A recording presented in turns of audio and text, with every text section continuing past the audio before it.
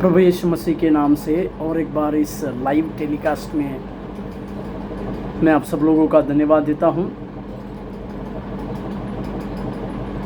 भजन संहिता का पत्री उसके 103वें अध्याय में इस प्रकार से लिखा हुआ है, हे मेरे मन परमेश्वर को धन्य कहे, हे मेरे मन उसके किसी भी उपकार को ना भूलना कह के लिखा हुआ है। परमेश्वर के हमारे जीवन में जितने कुछ उपकार है, उस उपकारों की बातों को हम कभी भूलना नहीं चाहिए। और परमेश्वर हमारे जीवनों में जिस बातों को करता है वो बातें अद्भुत से अद्भुत होती है। इस बातों के लिए भी हम लगातार परमेश्वर को धन्यवाद देने की आवश्यकता है, क्योंकि उस परमेश्वर ने हमारे जीवन में जितने कार्य किए हैं वो हमारे सोच विचारों से बड़े कार्य हैं।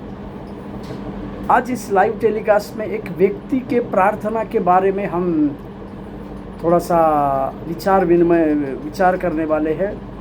उसकी प्रार्थना का बारे में कुछ बातों को बताने के लिए मैं परमेश्वर से प्रेरणा पाया हूँ। पवित्र शास्त्र जो है, पवित्र शास्त्र में ऐसे बहुत सारे लोग हैं जिनके बारे में थोड़ा सा जिक्र किया गया है, जिनके नाम के बारे में थोड़ा सा जिक्र किया गया है। शायद वो पुराने नियम में हो, उसका एक झलक की बात हम नए नियम में देख सकते हैं। पर कुछ लोग इस प्रकार से है जिनका थोड़ा सा ही बात किया गया है, परंतु वो एक विशेष रूप से परमेश्वर के कार्य करने वाले बने हैं। जैसे उत्पत्ति की पत्री में 5वें अध्याय में जब हम लगातार एक 5वें अध्याय को अगर हम देखते हैं तो वहाँ एक जनरेशन के बारे में वंशावली के बारे में लिखता है। और उस वंशावली में एक से लेकर एक, इसके द्वारा ये उत्पन्न होता है, फिर वो मर जाता है, फिर उसके द्वारा ये उत्पन्न होता है। इन सारी बातों के बीच में एक व्यक्ति आता है और वो व्यक्ति जो है हनोक है। और हनोक के बारे में इस प्रकार से बाइबल में लिखा हुआ है, हनोक जो है परमेश्वर के साथ साथ चला, इसी के लिए वो लुप्त हो गया बोलकर, या परमेश्वर ने उसे उठा लिया बोलकर हम देखते हैं। इसका मतलब बार बार मृत्यु के जनरेशन में आने वाला आते आते एक व्यक्ति इस प्रकार से आया जिसने मृत्यु का अनुभव को नहीं चखा बोलकर हम देखते हैं। परमेश्वर के नाम की महिमा और प्रशंसा होने पाए। उस व्यक्ति ने मृत्यु का अनुभव को अपने जीवन में नहीं देखा बोलकर लिखते हैं। उसी का झलक जो है हम नए नियम में भी कुछ एक छोटे से वाक्य में भी देख सकते हैं। उसी प्रकार से परमेश्वर के कुछ बातों को जब हम सोचते हैं तो ये बातें हमारे जीवन में एक प्रभाव डालने वाली बनती है। इस विषय को हम अगर सरलता से समझे, सरलता से जाने, तो इस प्रकार से हमारा सोच विचार बनने पाए। उसी प्रकार से आज मैं एक व्यक्ति को आपके सम्मुख में लाना चाह रहा हूँ। उस व्यक्ति का नाम है याबेज, या उस याबेज ने की हुई एक प्रार्थना के बारे में हम लोग कुछ बातों को देखने पर है, कुछ बातों को हम समझने पर है। इस याबेज की प्रार्थना के बारे में, याबेज के बारे में ज़्यादा कहीं पर लिखा नहीं गया, बस उसके बारे में ज़्यादा कुछ लिखा नहीं है। बस एक वचन में उसके बारे में कहा गया है कि याबेज किस प्रकार से उसने प्रार्थना किया और कैसे उसके जीवन में कार्य हुआ। बस इसी प्रकार की बातों को वहाँ पर लिखा हुआ हम देखते हैं और हम समझते हैं। परमेश्वर हमारे साथ बर्ताव करने पाए। मेरे साथ उस वचन को पढ़िएगा आप। पहला इतिहास का पत्री उसके 4थे अध्याय को अगर हम निकालते हैं तो यहाँ पर भी एक बात को मैं समझाना चाहता हूँ। यहाँ पर एक यहूदा की वंशावली के बारे में लिखा है। यहूदा की वंशावली जो है, यहूदा का अर्थ जो होता है, यहूदा का अर्थ है स्तुति, यहूदा का अर्थ है स्तुति करना। यहूदा का अर्थ है स्तुति। और इस पहले इतिहास के 4थे अध्याय में यहूदा की वंशावली लिखते हैं। पहले वचन से लेकर अगर हम 7वें वचन तक, 8वें वचन तक पढ़ते हैं तो वहाँ पे यहूदा के वंशावली में से कौन उत्पन्न हुआ, किसके द्वारा कौन उत्पन्न हुआ, इसकी बातों को देखते हैं। हम लगातार इस बातों को देखते हैं। परंतु जब 8वें वचन में, जब हम 9वें वचन में जब हम आते हैं तो वहाँ पर पवित्र शास्त्र लिखने वाला व्यक्ति एक बात के ऊपर जोर देता है, प्रभु के नाम की महिमा और प्रशंसा होने पाए। वो व्यक्ति इस प्रकार से बोलता है, बाइबल लिखने वाले इस प्रकार से कहते हैं, 8वां पहला इतिहास 4 अध्याय उसके 9वें वचन को देखिएगा। पहला इतिहास 4 अध्याय 9वां वचन को देखिए। याबेस अपने भाइयों से अधिक प्रतिष्ठित हुआ और उसकी माता ने यह कहकर उसका नाम याबेस रखा, मैंने इसे पीड़ित होकर उत्पन्न किया। हालेलुया। यहाँ पर याबेस जितने उसके भाई लोग थे, उस सारे भाई लोगों में से याबेस अधिक प्रतिष्ठित हुआ बोलकर बाइबल पूर्ति करती है। क्यों? याबेस प्रतिष्ठित होने का कारण क्या था? उसका सबसे बड़ा कारण ये था कि उसके जन्म में परमेश्वर की एक योजना थी। वो योजना क्या थी कि उसकी माता ने उसे पीड़ित होकर उत्पन्न किया। मेरे प्यारों, मेरे सहकर्मियों, मैं यहाँ पर एक बात को जोड़ना चाह रहा हूँ कि आपके और मेरे जीवन के लिए परमेश्वर का एक मकसद होता है। परमेश्वर एक मकसद के द्वारा हर एक व्यक्ति को इस धरती पे जन्म को लाते हैं। उसी प्रकार से इस याबेस के जीवन में उसके जन्म के प्रति परमेश्वर की बड़ी योजना थी, और उस योजना को पूरी करने के लिए परमेश्वर ने उसकी माँ के द्वारा कार्य किया। उसके जन्म के लिए उसकी माँ ने उसे पीड़ित होकर जन्म दिया, मतलब उसकी माँ को दुख हुआ, सताव हुआ उसके जन्म के लिए। इसी के लिए उसका नाम उसने याबेस मतलब पीड़ित उत्पन्न हुआ वाला लड़का, या पीड़ा कर पैदा हुआ वाला लड़का, जिसके जन्म में उसको एक पीड़ा हुआ। याबेस के जन्म में उसे एक पीड़ा की बातें हुई। इसी के लिए इस प्रकार से लिखा हुआ है कि उसके जन्म में उसको एक पीड़ा देकर उत्पन्न होने वाला एक लड़का। प्यारो, जैसे यिर्मयाह की पत्री में जैसे मैं कह रहा था कि हमारे जीवन के लिए एक मकसद परमेश्वर ने रखा है। यिर्मयाह का पत्री को अगर आप इस बात को पूछिएगा तो यिर्मयाह के लिए परमेश्वर इसी प्रकार से कहता है। पहले अध्याय यिर्मयाह का पत्री पहले अध्याय का 5वां पद को अगर हम पढ़ते हैं तो वहाँ पर एक बात को हमें समझ में आती है। यिर्मयाह का पत्री 1 अध्याय उसका 5वां पद, गर्भ में रचने से पहले ही मैंने तुझ पर चित्त लगाया और उत्पन्न होने से पहले ही मैंने तेरा अभिषेक किया, मैंने तुझे जातियों का भविष्य ठहराया। यहाँ यिर्मयाह की बातों को देखिएगा। यिर्मयाह के बारे में परमेश्वर ने उसको गर्भ में रचने से पहले ही उसके ऊपर चित्त लगाया बोलकर लिखते हैं। यानी जो बच्चे परमेश्वर के लिए स्पेशल होते हैं, जो बच्चे परमेश्वर के लिए खास होते हैं, परमेश्वर उन बच्चों के लिए उसके माता के गर्भ में रहते समय ही चित्त लगाता है। या फिर मैं इस प्रकार से कहूँ, परमेश्वर की योजना इन बच्चों के लिए खास रहती है। इसी प्रकार से इस याबेस के जीवन में परमेश्वर की एक खास योजना थी। याबेस के द्वारा परमेश्वर उसके परिवार को आशीष देना चाह रहा था। याबेस जिस दुख के साथ पैदा हुआ, उस दुख को परमेश्वर पूरी रीति से हटाना चाह रहा था या हटाने जा रहा था।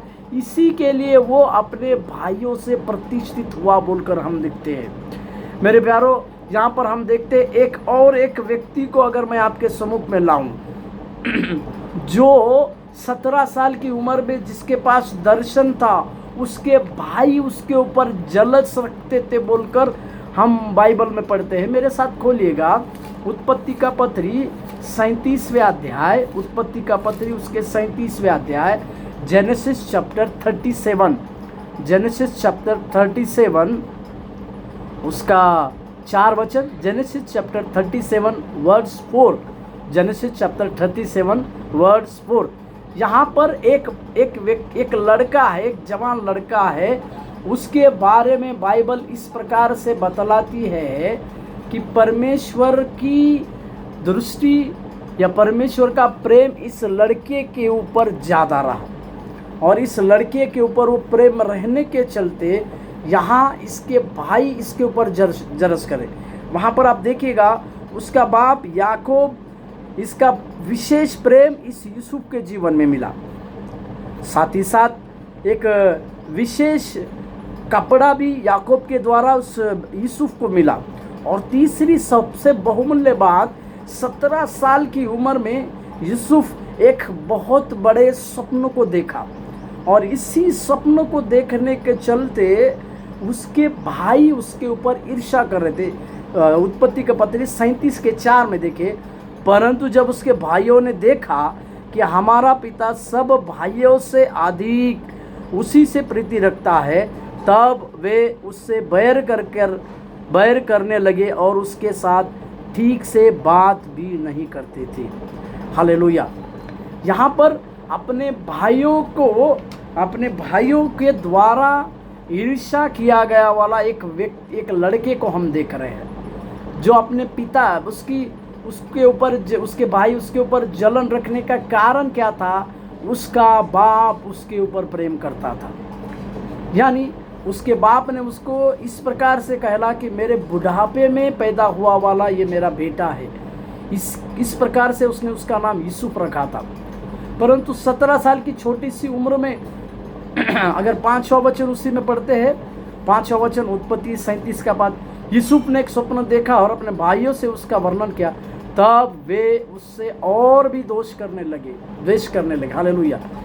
यूसुफ अपने भाइयों में रहते समय अपने भाइयों की ईर्ष्या को तो सह रहा था, क्योंकि उसके बाप का ज़्यादा प्यार उसके ऊपर था, परंतु उसने एक स्वप्न को देखा, और उस स्वप्न को देखने के बाद उसके भाई लोग उसके ऊपर और भी ज़्यादा जलन रखने वाले बने, द्वेष कर रहे थे इसका। परंतु मैं आपको एक बात को कहना चाह रहा हूँ, आपके ऊपर जलन रखने वाले लोगों से कितने भी क्यों लोग न हो, परंतु आपके दर्शन कभी भी कम नहीं होंगे। वो दर्शन आपके बढ़ते जाएंगे, भले ही लोग आपको स्वीकार करे या ना करे, आपके ऊपर द्वेष करे, आपके ऊपर गुस्सा करे या कुछ भी करे, परंतु आपके स्वप्न जो है बढ़ते रहेंगे। मैंने यहाँ पर एक लड़के को आपको दिखाया जो अपने भाइयों से ईर्ष्या की बातों को सहा। उसी प्रकार से जाबेस भी, परंतु जाबेस अपने भाइयों में से प्रतिष्ठित हुआ बोलकर हम देखते हैं। ये प्रतिष्ठा जो है परमेश्वर के द्वारा मिलती है, इस विषय को हमें समझने की आवश्यकता है। हम प्रतिष्ठित केवल परमेश्वर के द्वारा ही होते हैं, इस बात को हम हमारे जीवन में समझने की आवश्यकता है। और याबेस इस प्रकार से अपने जीवन को जाना कि मैं जो हूँ प्रतिष्ठित ठहरा हूँ। और एक लड़के को मैं आपके सम्मुख में लाना चाह रहा हूँ, जो अपने माता पिता ही भूल गए थे, परंतु परमेश्वर की नज़र उसके ऊपर थी। परमेश्वर उस लड़के के बारे में एक बड़ी योजना को लेकर ही एक बड़े भविष्यवक्ता को वहाँ पर भेजा था, परंतु उसके माँ बाप उसको एक साधारण लड़का समझ। मेरे साथ खोलिएगा दाऊद के विषय में, बाइबल इस प्रकार से कहती है। मेरे साथ खोलिएगा पहला सामुएल की पत्री पहले सामुएल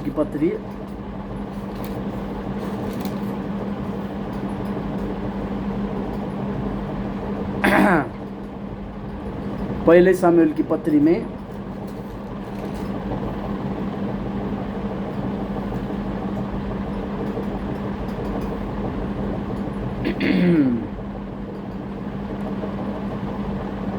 सोलहवें अध्याय, पहले सामुएल की पत्री 16वें अध्याय में अगर हम देखते हैं कि उस ईशे के 7 पुत्र थे। दाऊद के पिता के 7 भाई लोग थे।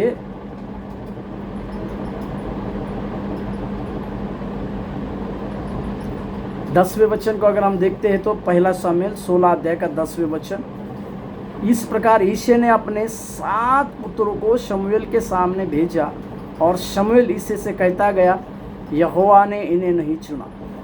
7 पुत्रों को ईशे जो है शमूएल के सम्मुख में खड़ा करता गया, ताकि इसमें से किसी के ऊपर परमेश्वर की योजना रहेगी और वो राजा बनेगा बोलकर। परंतु इन सातों पुत्रों में से किसी के लिए भी परमेश्वर की योजना नहीं थी। हम देखते हैं तो वहां पर 11वें वचन में एक बात को लिखते, तब शमूएल ने यिशै से कहा, क्या सब लड़के आ गए? तब वह बोला, नहीं, छोटा तो रह गया और वह भेड़ बकरियों को चरा रहा है। शमूएल ने यिशै से कहा, उसे बुलवा भेज, क्योंकि जब तक वह यहाँ ना आए तब तक हम रोटी खाने को न बैठेंगे। यिशै को ये स्मरण भी नहीं था कि उसका एक छोटा भी बेटा है और वो जो भेड़ बकरी को चरा रहा है। मतलब यिशै ने, मतलब उसके माता पिता उस छोटे लड़के को भूल गए थे, परंतु परमेश्वर ने उसको स्मरण किया। और शमूएल के द्वारा राजा दाऊद आने के बाद परमेश्वर ने उसे शमूएल के द्वारा उस अभिषेक किया, तेल का अभिषेक करवाया और इज़राइलों का राजा होने का अभिषेक किया। मेरे प्यारों, मैं तीनों जगह पे आपको दिखा रहा हूँ। वहाँ पर याबेस प्रतिष्ठित हुआ अपने भाइयों से, परंतु यूसुफ अपने भाइयों के लिए ईर्ष्या का कारण बना, क्योंकि उसके पास सपना था, उसके पास अपने बाप का प्यार था, वो अपने बाप के द्वारा एक गिफ्ट पाया हुआ व्यक्ति था। और यहाँ पर राजा दाऊद के बारे में हम देखिएगा, राजा दाऊद के बारे में उसके माँ बाप उसको भूल गए थे। पर अगर हम इस याबेस की इस प्रार्थना के कुछ बातों को अगर हम देखेंगे, अभी याबेस ने इन सब बातों को अपनी माँ से सुना था, इसके लिए उसने परमेश्वर से प्रार्थना किया बोलकर हम देखते हैं। याबेस की प्रार्थना के 5 महत्वपूर्ण बात को हम देख रहे हैं। याबेस इसके 5 प्रार्थना के 5 बहुमूल्य बात जो हमें और आपको सेवा में और आगे बढ़ने के लिए मदद कर सकता है। आपको और मुझको सेवा क्षेत्र में इस प्रकार के ये 5 बातें और भी अधिक से अधिक परमेश्वर का कार्य करने के लिए मदद कर सकता है। याबेस के उसके पहला इतिहास 4 अध्याय के 10वें वाक्य में याबेस प्रार्थना करता है, याबेस ने इज़राइल के परमेश्वर को यह कहकर पुकारा। मतलब याबेस ने इज़राइल के परमेश्वर को प्रार्थना किया। उसके प्रार्थना के 5 अंक को मैंने किया है, 5 अलग अलग भिन्न अंग को मैंने किया है। उसमें से पहला है, भला होता कि तू मुझे सचमुच आशीष देता। याबेस सबसे पहली चीज ये कहता है, भला होता कि तू मुझे सचमुच आशीष देता, क्योंकि याबेस जानता था वो अपनी माँ को दुख देकर, पीड़ा देकर जन्मा हुआ व्यक्ति है। इसी के लिए याबेस परमेश्वर से प्रार्थना करता है कि तू मुझे, भला होता कि तू मुझे आशीष देता। और ये आशीष शब्द जो है हिब्रू भाषा में बराक बोलकर उसे कहते हैं। आशीष को हिब्रू भाषा में बराक कहते हैं, यानी सफलता के लिए सशक्त होना या सफलता प्राप्त करने सशक्त होना। याबेस उसकी माँ से शायद इस प्रकार से बार बार सुना होगा कि बेटा, मैंने तुझे पीड़ा से पैदा किया है, तूने मुझे पीड़ा, जब तू जन्म ले रहा था तो पीड़ा से मैंने तुझे, तेरे समय में प्रसव की बहुत बड़ी पीड़ा से मैंने तुझे जन्म दिया। इस प्रकार की बातें शायद याबेस सुना होगा। इसी के लिए वो परमेश्वर से सफलता पाने के लिए सशक्त होना चाहता है, या इसी के लिए वो परमेश्वर कहता है कि तू सचमुच में मुझे आशीष दे। क्योंकि यशायाह का पत्री उसके 61वें अध्याय के 7वें वचन को अगर हम पढ़ते हैं, यशायाह का पत्री उसके 61 अध्याय और 7वें वचन को देखिएगा। 61 यशायाह 61:7 वर्ड, तुम्हारी नाम धराई के बदले दूना भाग मिलेगा, अनादर के बदले तुम अपने भाग के कारण जय जयकार करोगे, तुम अपने देश में दुने भाग के अधिकारी होंगे और सदा आनंदित बने रहोगे। हालेलुया।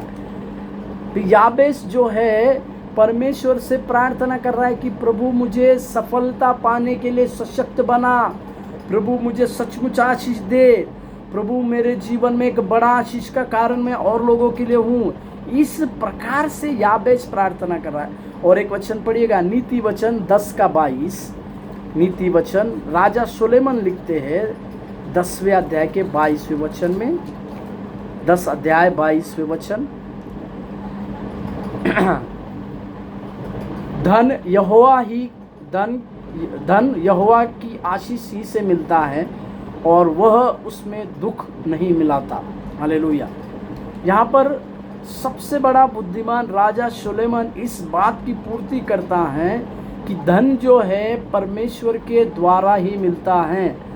धन की आशीषें परमेश्वर के द्वारा ही मिलती है, और जब परमेश्वर के द्वारा धन की आशीष मिलती है तो परमेश्वर उसमें दुख नहीं मिला सकता। यहाँ पर मैं और एक बात जोड़ना चाहता हूँ, आप आशीषित हो सकते हैं, परंतु आपके द्वारा कितने लोग आशीष प्राप्त किए हैं ये ज़रूरी चीज़ है। हम आशीषित हो सकते हैं, परंतु हमारे द्वारा आशीष पाने वाले लोग कितने हैं ये महत्वपूर्ण बात है। इस बातों को हमें समझने की आवश्यकता है। और दूसरा उसका पहलू देखिएगा, याबेस प्रार्थना करता है, उसका दूसरा पहलू वहाँ पर देखिएगा। पहला चीज़ उसने कहा कि सचमुच में तुम मुझे आशीष दे, और कहता है मेरा देश बड़ा था, यानी मेरा क्षेत्र जो है, मैं जिस देश में आया हूँ, जो देश में मेरा नाम है, कि माँ को दुख देकर पैदा हुआ वाला लड़का, परमेश्वर जिस देश में, याबेस इस प्रकार से प्रार्थना करते हैं कि परमेश्वर जिस देश में मैं रह रहा हूँ, मेरे देश का विस्तार को बढ़ाइए। एक आशीष के बाद दूसरी कदम याबेस कहते हैं कि मुझे मेरे देश में मेरा विस्तार को बढ़ाइए, मेरे देश के क्षेत्र को बढ़ाइए, या मेरे सीमाओं को बढ़ाइए कर परमेश्वर से विनती करता है। क्योंकि याबेस जानता है परमेश्वर ही है जो सीमाओं को तोड़ता है। वो आशीष की सीमाओं क्यों ना हो, परमेश्वर के द्वारा दी गई हुई किसी प्रकार की सीमाएं क्यों ना हो, उन सीमाओं को बढ़ाने का काम परमेश्वर ही करता है। इसको याबेस जानता है। एक वचन मीखा नबी का पत्री 7वें अध्याय के 11वें वाक्य में अगर हम पढ़ते हैं, मीखा नबी का पत्री 7 अध्याय के 11वें वाक्य में, मीका 7 का 11 में इस प्रकार से कहा है, तेरे बाड़ों के बांधने के दिन उसकी सीमा बढ़ाई जाएगी। हालेलुया। यहाँ पर मीखा नबी को परमेश्वर कहते हैं कि तुम्हारी सीमाओं को बढ़ाई जाएगी। और इसी बात को जब हम राजा सुलेमान के जीवन में देखते हैं, जब राजा सुलेमान ने परमेश्वर को कुछ वर को मांगा, तब उसने इस प्रकार से प्रार्थना की।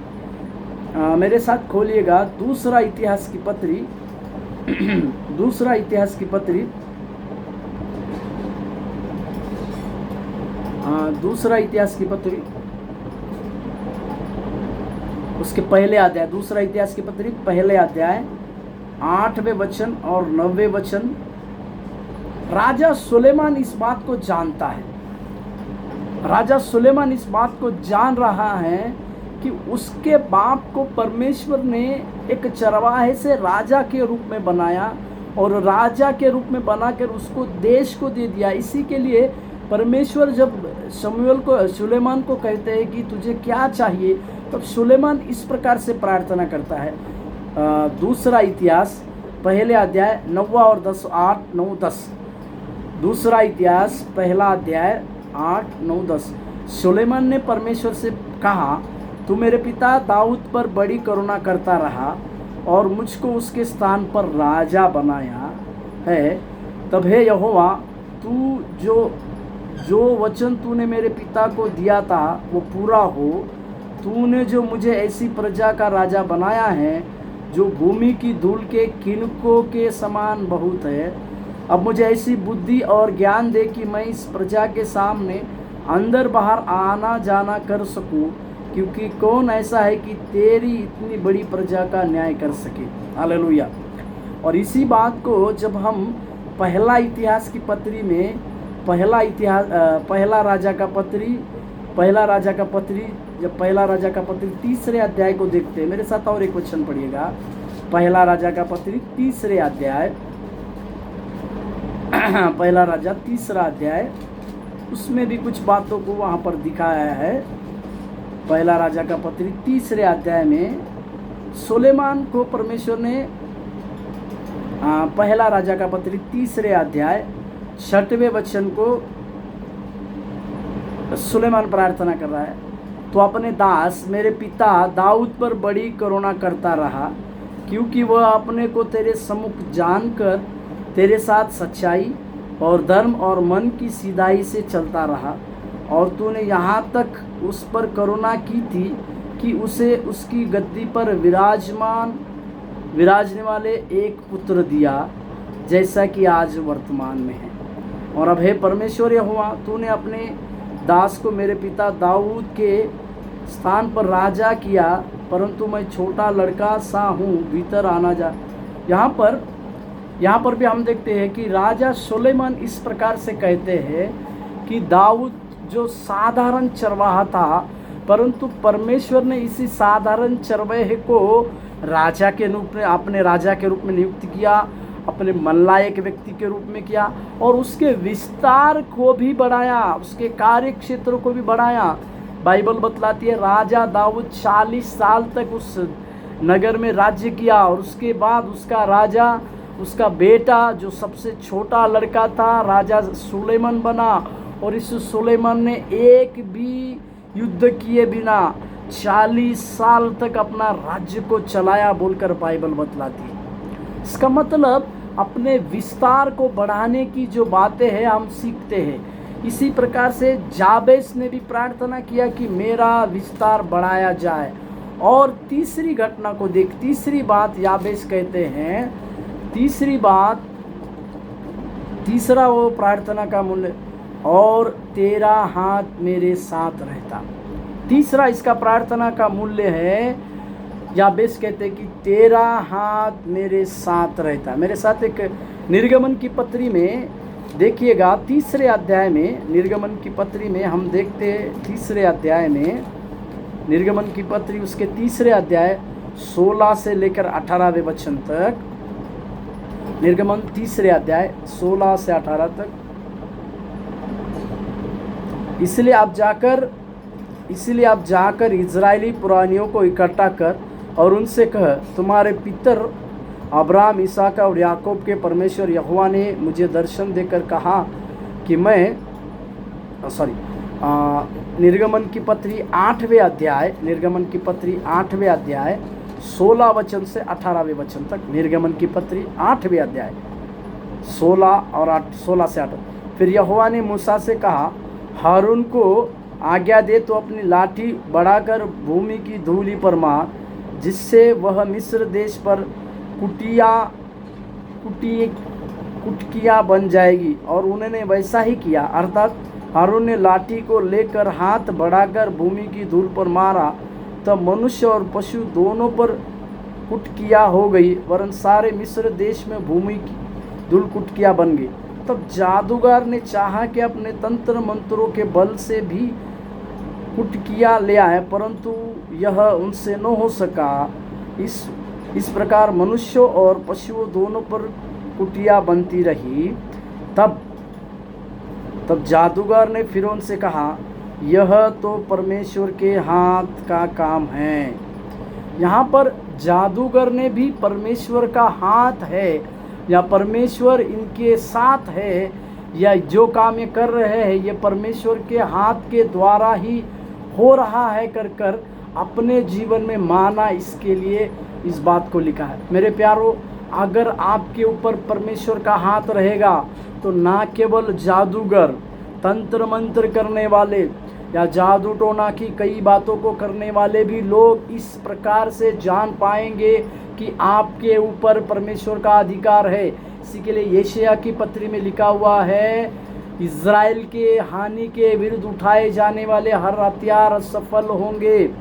इसी के लिए आपके जीवन में, मेरे जीवन में, हमारे व्यक्तिगत जीवन में, हमारे पारिवारिक प्रार्थनाओं में अगर परमेश्वर का हाथ हमारे साथ है तो किसी भी प्रकार की शत्रुता की बातों से परमेश्वर हमें एक विजय देगा। और एक वचन पढ़िएगा, पहले राजा का 18वें अध्याय का 46वें वचन, पहला राजा का पत्री पहला राजा का पत्री 18वें अध्याय का 46वें वचन।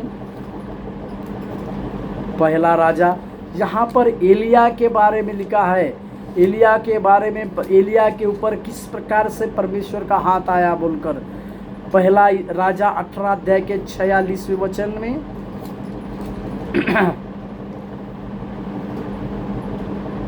तब यहोवा की शक्ति एलिया पर ऐसी हुई कि वह कमर बांधकर आहाब के आगे आगे इज़राइल तक दौड़ते चला गया। देखिए, एक 40 दिन तक केवल रोटी और कुछ पानी को पीकर 40 दिन तक एक कव्वे के द्वारा रोटी और मांस खाने वाला एक व्यक्ति है एलिया।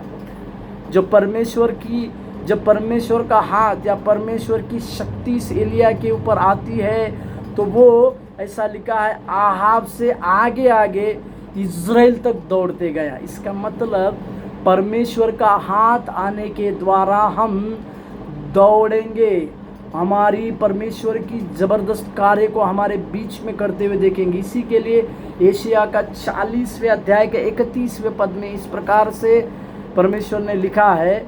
एशिया का 40वें अध्याय के 31वें वाक्य को, एशिया का पत्री 40वें अध्याय 31वें वाक्य को देखिएगा। परंतु जो यहोवा की बाट जोते हैं वे नया बल प्राप्त करते जाएंगे, वे उकाब के समान उड़ेंगे, वो दौड़ेंगे और श्रमित न होंगे, चलेंगे और थकित न होंगे। मतलब आपके जीवन में, मेरे जीवन में जब परमेश्वर का हाथ रहेगा तो हम भी इस उकाब की तरह दौड़ेंगे, श्रमित नहीं होंगे, थकित नहीं होंगे। और एक जगह पर अगर हम देखते हैं परमेश्वर असंभव कार्य को हमारे लिए संभव करता है। लूका का किताब 1:33 में अगर हम देखते हैं, लूका रचित सुसमाचार उसके पहले अध्याय के 33वें पद को, और वह याकूब के घराने पर सदा राज्य करेगा और उसके राज्य का अंत न होगा। हालेलुया, प्रभु के नाम की महिमा और प्रशंसा होने पाए। 37वें वचन को भी पढ़िएगा, लूका 1:37। क्योंकि जो वचन परमेश्वर की ओर से होता है वो प्रभाव रहित नहीं होता। मतलब मरियम के लिए उस समय एक कुंवारी गर्भवती बनने की जो बातें थी वो उसके लिए असंभव लग रही थी, परंतु परमेश्वर ने उस असंभव बातों को उसके जीवन से निकालकर उसको किस प्रकार से संभव किया, इस बातों को हम देखते हैं और समझते हैं। इसी के लिए भजन संहिता 23:5 में जैसे हम पढ़ते हैं कि मेरे शत्रुओं के सामने मेज को बिछाता है बोलकर हम देखते हैं। इसी प्रकार से चौथी जो बात है उस राजा जाबेस की चौथे प्रार्थना का चौथा पार्ट जो है वो इस प्रकार से कहता है, और तू मुझे बुराई से ऐसे बचा और तू मुझे बुराई से ऐसे बचा रखता, और तू मुझे बुराई से ऐसे बचा रखता। इस प्रार्थना को जब इसी बात को यीशु मसीह की प्रार्थना के साथ अगर मैं कंपेयर करूं तो यीशु मसीह ने मत्ती 6:13 वाक्य में इसी बात को प्रार्थना में अपने चेलों के लिए कहा। 6:13 मत्ती 6:13 वाक्य, और हमें परीक्षा में ना ला परंतु बुराई से बचा। जाबेस इस प्रकार से कह रहा है कि मुझे बुराई से बचा, या क्योंकि याबेस जान गया है कि उसको जिस नाम को रखा गया है उस नाम में बुराई है, और परमेश्वर से वो इस प्रकार से ही प्रार्थना कर रहा है कि मुझे इस बुराई से बचा। बुराई से बचकर रहेंगे तो हमारे जीवन में परमेश्वर बड़े से बड़े आश्चर्य कर्मों को करेगा। बड़े से बड़े आश्चर्य कर्म हमारे जीवन में होते हुए आप और हम देखने पाएंगे। और आखिरी बात उसके प्रार्थना का कि मैं उससे पीड़ित न होता। हालेलुया। पांचवा उसका बात कि मैं उससे पीड़ित न होता। इसका मतलब क्या है?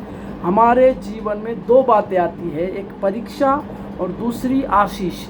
कुछ लोग परीक्षाओं के ऊपर विजय प्राप्त कर आशीष को प्राप्त करते हैं। इसी के लिए याकूब इस प्रकार से कहते हैं, याकूब का पत्री पहले अध्याय के 3 पद को पढ़िएगा। याकूब का पत्री उसके पहले अध्याय उसके 3 पद में इस प्रकार से याकूब ने परीक्षा के विषय में कहा।